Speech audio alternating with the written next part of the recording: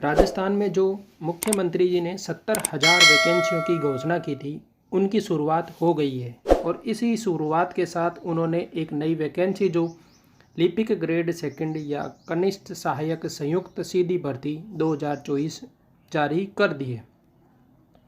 इस भर्ती के लिए कौन पात्र होंगे उसके बारे में और क्या क्या योग्यताएं हैं, क्या उम्र रखी गई है, कितनी फ़ीस है और कितनी पोस्टें हैं, क्या सिलेबस है, इन सभी के बारे में चर्चा हम करेंगे आज इस वीडियो में।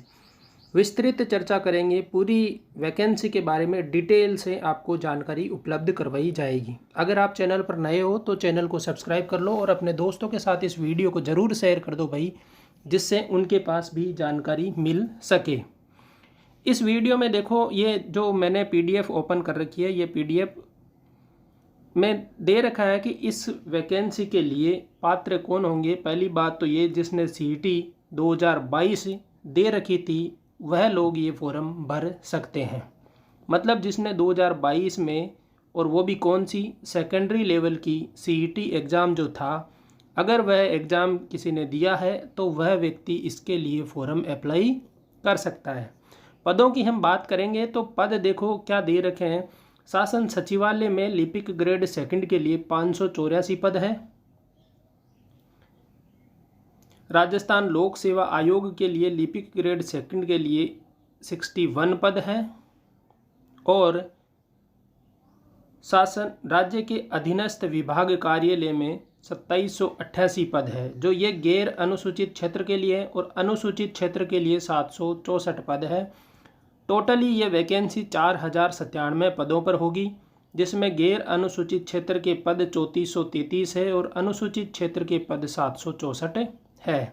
तो इन पदों का वर्गीकरण दे रखा है। इसके साथ साथ पूरी डिटेल भी पढ़ेंगे कि इसके अंदर जो आवेदन है वो आवेदन इसमें दे रखा है कि ये समान पात्रता परीक्षा के जो विद्यार्थी हैं उन विद्यार्थी के ऑनलाइन आवेदन भर सकते हैं। इन आवेदन करने वाले विद्यार्थियों में समान पात्रता परीक्षा के अर्जित स्कोर के अनुसार 15 गुना की न्यूनतम कट ऑफ मार्क्स जारी किए जाएंगे।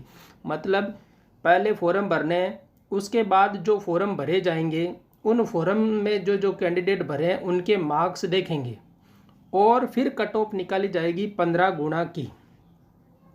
मतलब जो फॉर्म भरेगा उन लोगों को सम्मिलित करते हुए 15 गुना लोगों को सेलेक्ट किया जाएगा। तो एक बार के लिए फॉर्म सभी को लगाना है। जिसने CET दे रखी है उसको फॉर्म लगाना है। अब कट ऑफ में जिसका नाम आएगा वह व्यक्ति अगला पेपर देगा और जिसका नहीं आएगा वह नहीं दे पाएगा।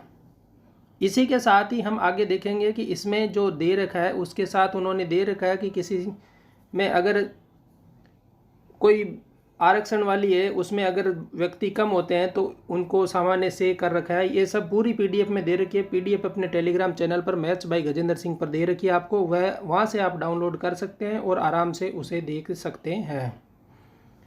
इसके साथ ही हम आगे चलते हैं तो ऑनलाइन फॉर्म के बारे में दे रखा है कि ध्यान से भरना है। पूरी प्रक्रिया आपको दे ही रखी है। एप्लीकेशन के लिए आप ई-मित्र से कर सकते हो फॉर्म। इसके लिए आपको पहले SSO ID बनानी है। SSO ID पे OTR कर लेना है। OTR करने के बाद आप फॉर्म भर सकते हो। अगर किसी के पास, देखो OTR करने के लिए भी इन्होंने दे रखा है कि अगर आप आधार कार्ड से करते हो तो सबसे बेस्ट है।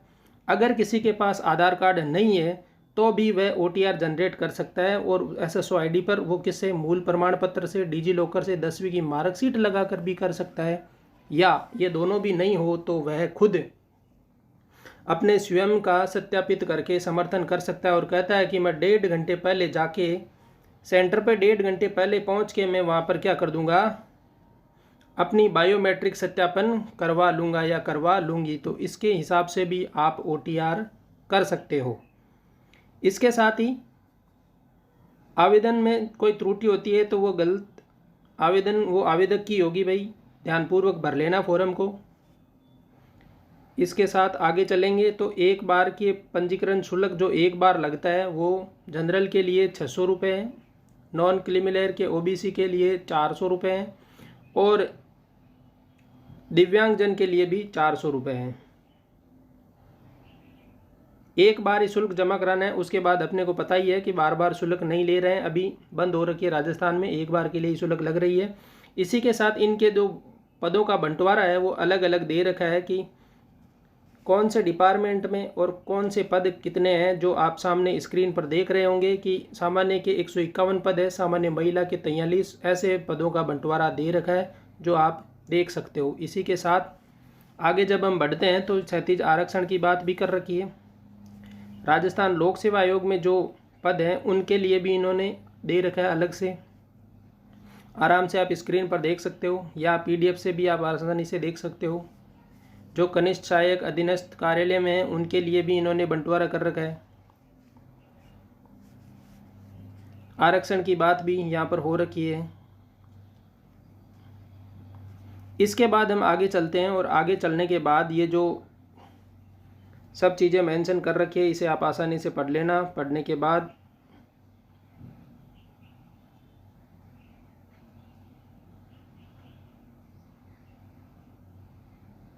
आगे हम देखते हैं कोई समझाने वाली चीज़ हो या जिस पे हमें फोकस करना चाहिए उसको मैं डिटेल में आपको समझा देता हूँ।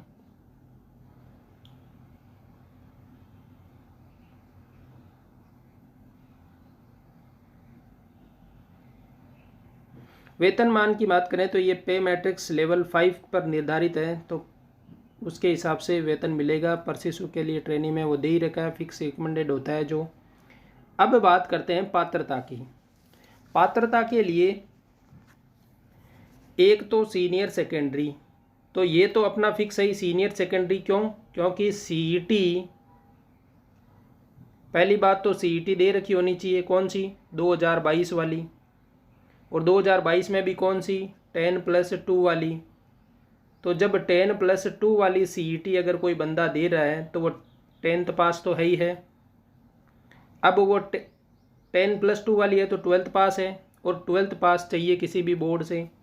उसके साथ ही उसको कंप्यूटर का ज्ञान होना चाहिए, जिसमें O लेवल हो सकता है, कंप्यूटर का कोई सर्टिफिकेट जो जारी होता है वह हो सकता है, या उसने इंजीनियरिंग पॉलिटेक्निकल इंस्टीट्यूट से कुछ डिप्लोमा डिग्री कर रखी हो, या कुछ नहीं हो तो RSCIT तो होना ही चाहिए। मतलब आपके पास 12th और 12th के साथ साथ 12th वाली CET और इसके साथ आप क्या RSCIT, ये तीनों चीज़ें अगर आपने कर रखी है तो आप क्या कर सकते हो, इसमें फॉर्म भर सकते हो। और इसने कहा है कि देवनागरी लिपि में हिंदी के कार्य करने का उसको ज्ञान होना चाहिए। तो ये चीज़ें आपको बता रखी है, सही से देख लेना, ये होनी चाहिए। और कौन भर सकता है? तो भारत का नागरिक हो, नेपाल से आया हुआ हो, या भूटान से आया हो, या तिब्बती जो बस गए हैं वो हो, भारतीय मूल का व्यक्ति जो भारत में स्थायी रूप से बसने के विचार से पाकिस्तान, बर्मा, श्रीलंका, पूर्वी अफ्रीका देश, कनाडा, संयुक्त राज्य, इन देशों से भारत में स्थानांतरण कर लिया हो, तो वह व्यक्ति यहाँ पर क्या कर सकता है, फॉर्म भर सकता है। आयु की बात करें तो आयु 18 से 40 वर्ष होती है, किंतु 3 वर्ष से अधिक नहीं दे होगी। छूट है वो नहीं दे होगी। अभी जो आ रही है भर्तियाँ, उनमें जो कोविड की वजह से या हुई है उनमें जो छूट मिली है वह दे रखा है कि 3 वर्ष से अधिक की छूट नहीं मिलेगी। तो 18 वर्ष जिसकी उम्र हो 18 से 40 तक वह भर सकता है। और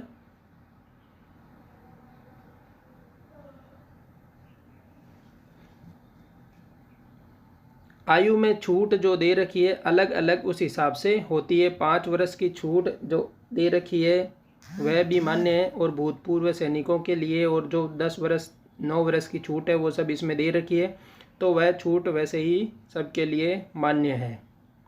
इसी के साथ पेंशन नए नियुक्त होने वाले कर्मचारी के लिए नियमानुसार राज्य सरकार द्वारा देय पेंशन योजना लागू होगी। मतलब जो राज्य सरकार अभी जो पेंशन योजना चालू कर रखी है वह पेंशन योजना क्या होगी, लागू होगी। विवाह पंजीकरण के लिए, पंजीकरण जमा कराने के लिए CSC केंद्र से वो जमा करा लेना। परीक्षा का आयोजन की बात करेंगे तो कनिष्ठ सहायक पदों के लिए CBT हो सकती है, टैबलेट आधारित TBT हो सकती है, या OMR ऑफलाइन परीक्षा आयोजित जाना प्रस्तावित है। परीक्षा के संबंध में विस्तृत सूचना बोर्ड की वेबसाइट या प्रेस विज्ञप्ति के माध्यम से अलग से दे दी जाएगी। बोर्ड के पास परीक्षा की दिनांक एवं स्थान में परिवर्तन करने का अधिकार सुरक्षित है। तो भाई परीक्षा कैसे होगी, सीबीटी से होगी, टीबीटी से होगी, ओएमआर से होगी, उसकी डिटेल भी हमें कहाँ मिलेगी, बाद में मिल जाएगी। वैसे अभी आलोक सर ने बताया था कि हम परीक्षा कैसे कराएंगे। वो कह रहे हैं कि पेपर तो देंगे किस पे, पेपर तो देंगे कंप्यूटर पे, और ओएमआर देंगे जिसमें आपको ऑफलाइन क्या करना है, आंसर सेलेक्ट करना है। तो हो सकता है यह मेथड भी यहाँ एलडीसी में अप्लाई हो जाए, लेकिन अभी तक उन्होंने कहा है कि ऐसा सोचेंगे करने के लिए। तो अगर वो ऐसा सोचते हैं तो ये मेथड भी अप्लाई हो सकता है, लेकिन अभी तक उन्होंने इसमें कुछ नहीं कहा है कि हम किस प्रकार से कराएंगे। वो कहते हैं कंप्यूटर आधारित हो सकता है, टैबलेट आधारित हो सकता है, या ओएमआर पे हो सकता है, वो हम अपने हिसाब से करवाएंगे। प्रवेश पत्र की जानकारी वैसे ही वेबसाइट पे मिल जाती है। अयोग्यताओं के बारे में इन्होंने कह रखा है कि जो जो ये अयोग्यताएं हैं ये आप आसानी से पढ़ लेना। आवेदन कैसे करें के बारे में भी दे रखा है इसमें पीडीएफ में। इसके साथ ही आगे चलते हैं और देख लेते हैं फ़ोटो का साइज वगैरह भी दे रखा है। मैंने पीडीएफ टेलीग्राम चैनल पे डाल दिए, बता दिए आप सभी को, वहाँ से देख लेना पूरी डिटेल। ऑनलाइन संशोधन के बारे में भी कह रखा है, उसको भी पढ़ लेना।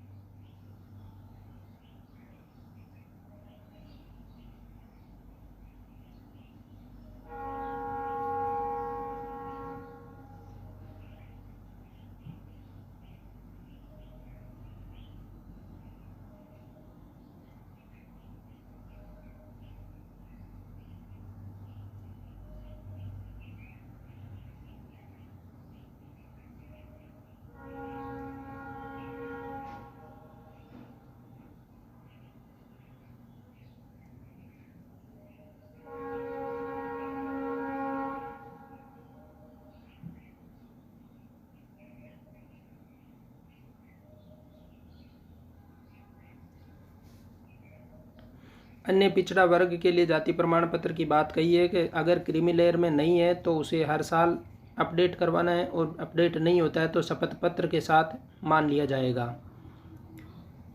अन्य पिछड़ा वर्ग अति पिछड़ा वर्ग का नवीनतम प्रमाण पत्र जो पिता के नाम, निवास एवं आय के आधार पर सक्षम अधिकारी द्वारा जारी किया हुआ हो, प्रस्तुत करने पर ही उस वर्ग का लाभ होगा। पति के नाम से निवास एवं आय के आधार पर जारी प्रमाण पत्र मान्य नहीं होगा। ये किन के लिए? गर्ल्स के लिए। अनुसूचित जाति, जनजाति, शहरी या जाति का प्रमाण पत्र नियमानुसार सक्षम अधिकारी द्वारा और ये दे रखा है। इसके आधार पर आर्थिक कमजोर वर्ग जो ईडब्ल्यूएस वाले हैं उनको लिए भी हो गया है। दस्तावेज सत्यापन के समय शैक्षिक प्रशिक्षण योग्यता, आयु, वैवाहिक स्थिति, परित्यक्ता, भूतपूर्व सैनिक, उत्कृष्ट खिलाड़ी, इन सब के दस्तावेज प्रस्तुत करना अनिवार्य होंगे।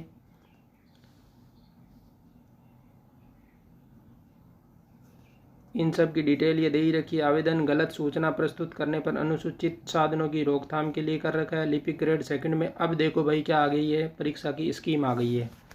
इस पर थोड़ी गहन चर्चा कर लेते हैं स्कीम पर। स्कीम क्या दे रखी है परीक्षा की? परीक्षा की स्कीम ये है कि प्रतियोगी परीक्षाओं के 2 पेपर होंगे। 2 पेपरों में क्या होगा कि एक में तो आएगा दैनिक विज्ञान, गणित और सामान्य ज्ञान, 3 घंटे का पेपर होगा, 100 अंक का होगा। सेकंड पेपर होगा जो हिंदी और अंग्रेजी होगी, 3 घंटे का ही होगा और 100 भी अंक का ये होगा। उसके बाद फेज सेकंड में क्या होगा, व्यक्तियों के लिए जो टंकण की स्पीड है वो देखी जाएगी, 10 मिनट के लिए और 25 अंक का होगा। और दक्षता परीक्षण भी होगा, 10 मिनट का 25 अंक का होगा। तो ये चीज़ें भर्ती की स्कीम में लागू होगी।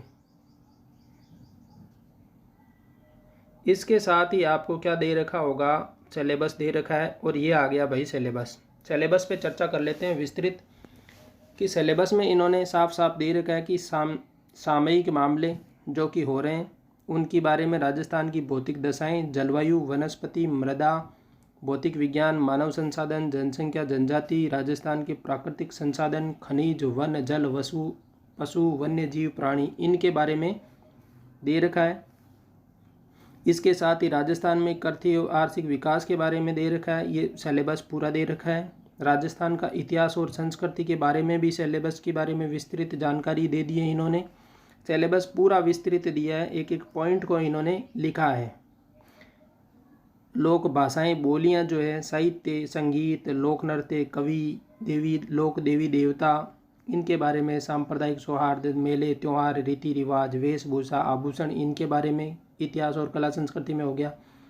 राजस्थान का औद्योगिक विकास हो गया। दैनिक विज्ञान में आप भौतिक और रसायन परिवर्तन, धातु अधातु, कार्बन अकार्बन, प्रकाश परावर्तन के नियम, विद्युत विवरण, अंतरिक्ष और इनकी सूचना प्रौद्योगिकी, आनुवांशिक के संबंधित शब्दावली, गुणसूत्रों की संख्या, रचना, इनके बारे में भी, मेंडल का नियम, पर्यावरण का अध्ययन, जंतुओं का आर्थिक महत्व और रक्त समूह के बारे में भी दे रखा है। रोग, मानव के जो कारण निवारण शब्द पढ़ने हैं। इसके साथ ही गणित की बात करेंगे हम, तो गणित के अंदर एक बार के लिए हम विस्तृत चर्चा यहाँ पर कर लेते हैं कि इन्होंने दिया है कि वैदिक गणित से पूर्ण संख्याओं का वर्ग, वर्ग घनफल, वर्गमूल, घनमूल,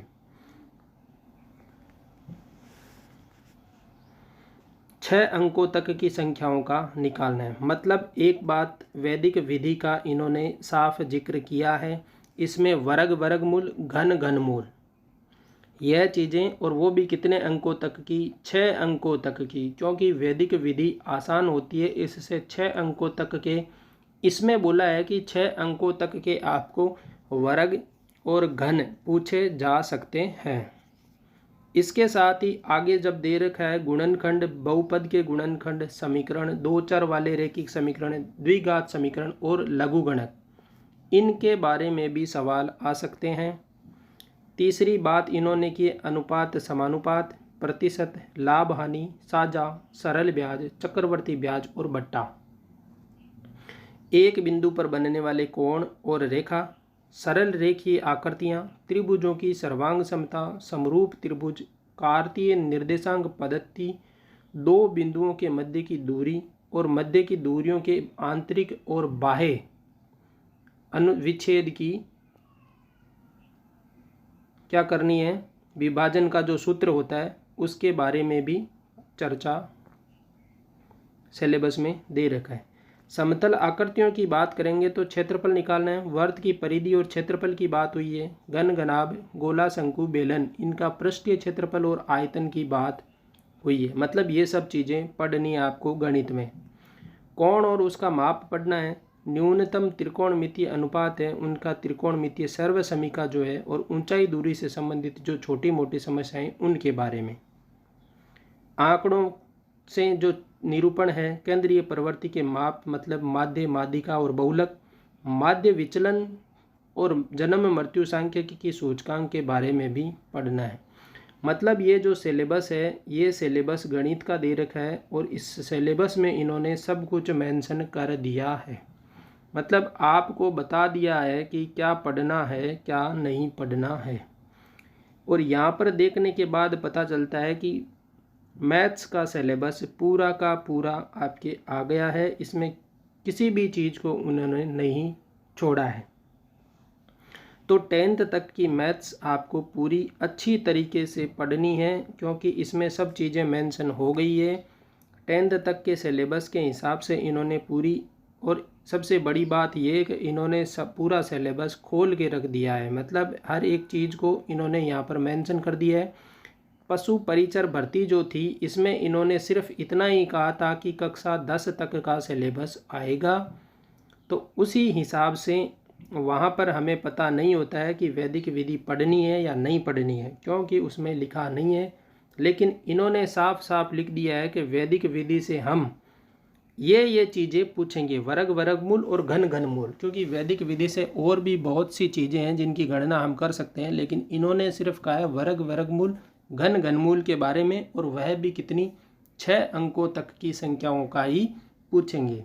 गुणनखंड ज्ञात करना आपको आता है या? हम इस सिलेबस के बारे में बता दूं मैं कि हम अब एक नई क्लास स्टार्ट करेंगे, एलडीसी का जो बैच होगा उसकी क्लास स्टार्ट करेंगे, और उसके हिसाब से जो ये सिलेबस है, इस सिलेबस के हिसाब से ही हम सिलेबस को पूरा करते हुए, पूरा सिलेबस एक तो फ्री में करवाएंगे आपको, अपने यूट्यूब चैनल पे करवाएंगे, इसी यूट्यूब चैनल पर मैथ्स बाय गजेंद्र सिंह पर। और इन सभी टॉपिकों को कवर करते हुए हम धीरे धीरे चलेंगे। इसकी डेट भी आ गई है, एग्ज़ाम डेट भी, तो आप उस हिसाब से देख लेना। हमें संभवतया 2 महीने या 3 महीने लग सकते हैं एक बार सिलेबस को पूरा करने में। जब 2-3 महीने में सिलेबस हो जाएगा तो उसके बाद आप रिवीजन भी कर सकते हो। और डेली की हमारी एक क्लास हम इस पे लेंगे। एक क्लास हो सकता है वह आधे घंटे या 1 घंटे की होगी, जिसमें हम इनकी विस्तृत चर्चा कर लेंगे। उसके साथ ही कुछ अगर ज़रूरत रहेगी तो हम आपको प्रैक्टिस के लिए भी चीज़ें उपलब्ध करवाते रहेंगे। मतलब टेस्ट सीरीज का ऑप्शन भी आपको हो सकता है मैं उपलब्ध करवा दूं, टेलीग्राम चैनल पर हो सकता है, या फिर हम टेलीग्राम पर कुछ बॉट वगैरह या सवाल है जो हम डालते रहेंगे, उससे आप प्रैक्टिस कर सकते हो गणित के लिए। इसके बाद सेकंड पेपर में हिंदी दे रखी है। हिंदी में इन्होंने साफ दिया है संधि, समास, उपसर्ग, प्रत्यय, पर्यायवाची, ये सब चीज़ें एक साथ आपने देख लिया है कि पूरी चीज़ें एकदम आपको खोल खोल के बता दी है कि ये चीज़ें पूछेंगे। इसी के साथ अंग्रेजी का भी सिलेबस दे दिया है, तो सेकंड पेपर होगा वो अंग्रेजी का होगा। फर्स्ट पेपर है वो जीके जीएस और GK plus GS plus maths, ये तो होगा फर्स्ट पेपर में। और हिंदी प्लस इंग्लिश होगी सेकंड पेपर में। 100 नंबर के होंगे दोनों पेपर, तो कुल हो गए 200 नंबर। और सवाल होंगे पहले वाले में भी 150 सवाल, दूसरे वाले में भी 150 सवाल। माइनस मार्किंग का जिक्र हो रखा है कि 1/3 माइनस मार्किंग है, 1/3 पार्ट का बोला है। जैसे सवाल अगर कितने का होगा, देखो एक सवाल 150 सवाल हैं, 100 नंबर के हैं, तो 100/150 और उसका होगा 1/3। तो इतने नंबर एक गलत होने पर कट जाएंगे। 5 दूने 10, 5 तिया 15, 2/9।